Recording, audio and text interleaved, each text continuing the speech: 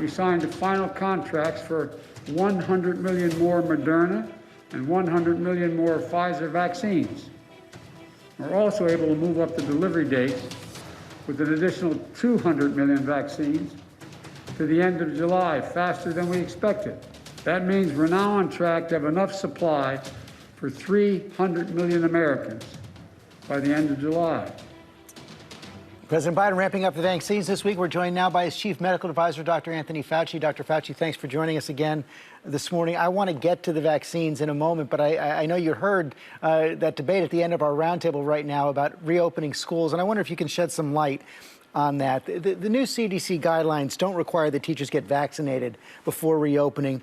What do you say to teachers who are concerned about going back into the classroom without being vaccinated? You know, there's a lot of layering to the mitigations, George, and I think the point to make, it's totally understandable, you know, teachers' concern. I mean, we appreciate that. The issue is that there are a lot of things that can be done, and they are really delineated pretty clearly in this 24-page document that you referred to in the roundtable with the guidelines that are coming out that would make the risk less. And this is the first time that it's been put down in a document based on scientific observations and data over the last several months to a year, both in the United States and elsewhere. Part of that is to indicate and to suggest strongly that a preference be given to teachers to get vaccinated. So vaccinating teachers are part of it, but it's not a sine qua non. It's not something that you can't open a school unless all the teachers are vaccinated. That would be optimal if you could do that. But practically speaking, when you balance the benefit of getting the children back to school with the fact that the risks are being mitigated if you follow the recommendations and these new guidelines from the CDC, hopefully I think that will alleviate the concerns on both sides. They are guidelines, but they're not requirements. How confident are you that the guidelines will be followed? And do school districts have the resources they need to reopen safely?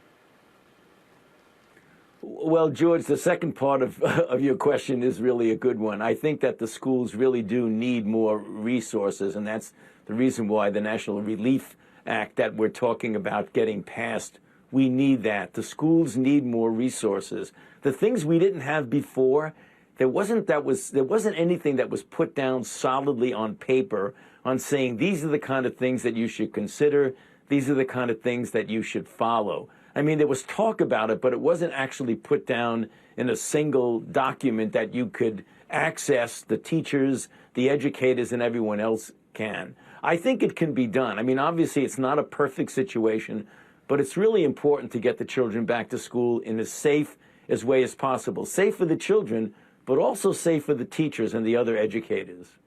We have some breaking news on the virus front this morning. Experts in the United Kingdom are now concluding that the UK variant is indeed likely more deadly than other versions of the virus. What does the science tell you, and what do we need to do about it? Well, it's pretty clear, George, what we need to do about it. I mean, the sobering news is that we have a variant that is now in the United States, no doubt. It's the 117 lineage that is dominated in the UK. The UK has studied it. They find out that it transmits more efficiently from person to person, which really accounted for the big surge that they had in the UK. But recent studies also indicate that it is also a bit more deadly, if you want to use that word. It makes people more sick, and it's more likely to lead to serious complications.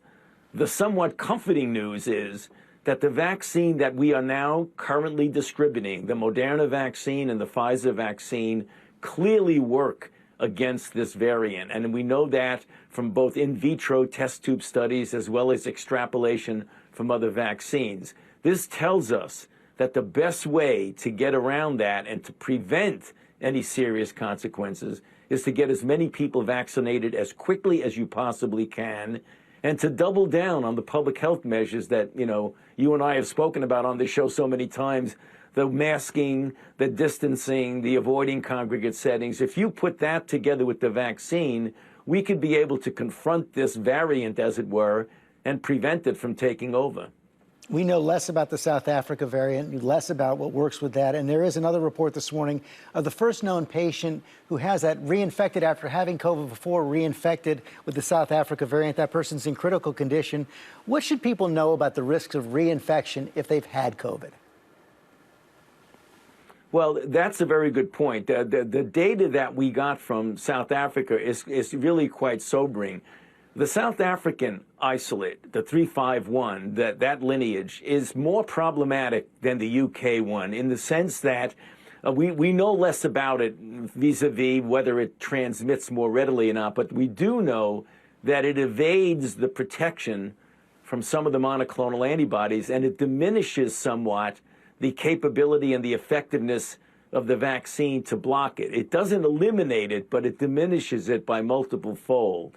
There's still some cushion left so that the vaccine does provide some protection against it. But the point that you made is interesting, and we need to pay attention to it. In South Africa, there were people who got infected with the original virus, recovered, and then got reinfected with this new variant, the South African variant, which tells us that prior infection does not protect you against reinfection, at least with this particular variant. Somewhat good news is it looks like the vaccine is better than natural infection in preventing you from getting reinfected with the South African isolate.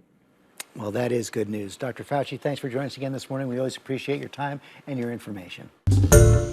Hi, everyone. George Stephanopoulos here. Thanks for checking out the ABC News YouTube channel. If you'd like to get more videos, show highlights, and watch live event coverage, click on the right over here to subscribe to our channel. And don't forget to download the ABC News app for breaking news alerts. Thanks for watching.